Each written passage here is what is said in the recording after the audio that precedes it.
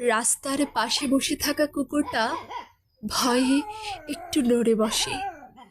ট্রাকের চলে যাওয়ার দিকে তাকিয়ে প্রতিবাদী কণ্ঠে বলে ওঠে, ঘেউ।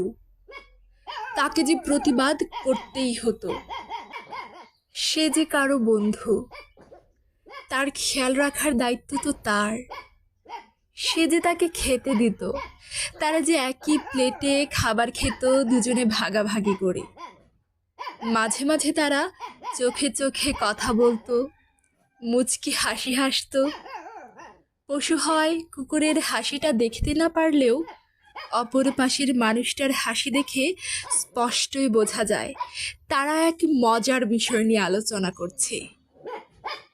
সেই হাসির মজার বিষয়টা আমাদের বোঝার বাহিরে।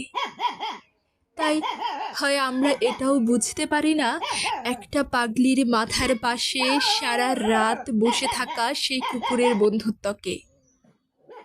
কুকুর হয়ে মানুষের খেয়াল রাখতে হচ্ছে, কারণ যাদের খেয়াল রাখার কথা ছিল তারা রাখেনি।